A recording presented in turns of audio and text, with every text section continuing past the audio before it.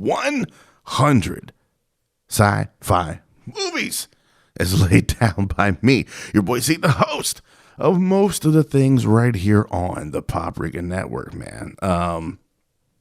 We're talking about science fiction, man. That's the theme of 2022. I have curated a list of what I think the 100 best science fiction movies are. I've ranked them from 100 to 1. We talk about one of these a day for the first 100 days of the year 2022. That's the shit we're on. That's what we're doing around these parts, man. Yesterday was the movie that I know some people have been holding bated breath, waiting, trying to figure out where it was going to drop on the list. Because you knew it was going to be on the list somewhere. Yesterday we talked about Primer. I traveled back 3 days to talk about Primer.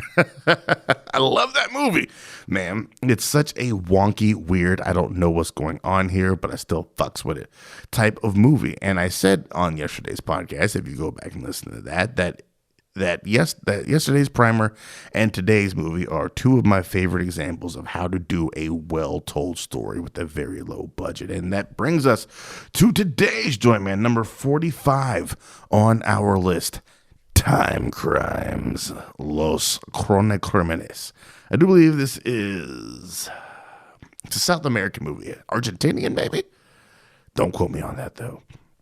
Let's get to this tagline. A trip back in time from the present to ... A plus. That's how you do a damn tagline. A man accidentally gets into a time. How do you accidentally get into a time machine? A man accidentally gets into a time machine. It's not like a phone booth from Bill and Ted. Anyways, it travels back in time nearly an hour. Finding himself will be the first of a series of disasters of unforeseen consequences. This movie should have been called a comedy of errors. So much stuff happens in this movie that this movie is very well laid out. I will say that. This movie is incredibly well laid out. On its surface, it is a simple story about a dude, his wife moving into a brand new house. One day he's just chilling in his backyard. He's got his binoculars out there because they're right up against the edge of some woods. And he's just trying to see what's out there, looking through the woods in his binoculars. And he sees a very beautiful young woman. And then once his wife leaves to go get food, he goes into the woods to find that young woman. And that's where all of her trouble starts. You should have kept your shit to yourself, buddy. And what ensues from there, man? He accidentally gets stabbed by some guy with a pink bandage wrapped around his face, so we can't figure who he is.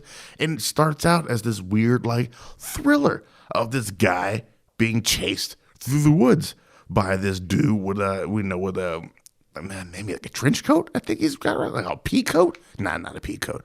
A trench coat, like a duster, and the bandages wrapped his entire face. It's very, very good costume design. And, he's just running, trying to get away from this guy, and he comes up upon this building that he sees earlier in the day that's just kind of on the outskirts of the woods. And this guy's like, hey, you can come hide here. I see him on our security cameras. Just come hide here. And when he hides in there, that's when things get really wild. You find out that, hiding from this masked dude, he's hopped into this machine, and he's gone back in time nearly an hour, and he kind of sees what's happening.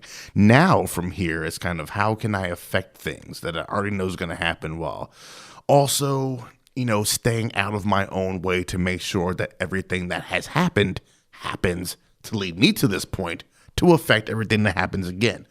And there's some cute twists and turns all throughout there.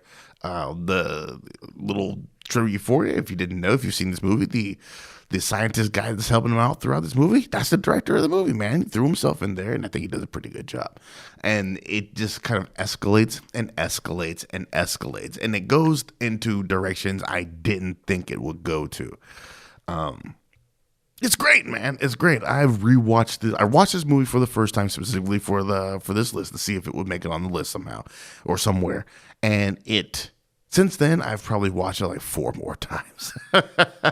Another great example of being an obviously incredibly low-budgeted flick but the creativity is there. That's what makes it so good. Like, the heart is there, the creativity is there, the story is airtight, and that's why it's number 45 on this list, man. Timecrimes. If you haven't seen it, check it out. We'll be back in 24 more hours to keep on talking about sci-fi movies right here on Paprika.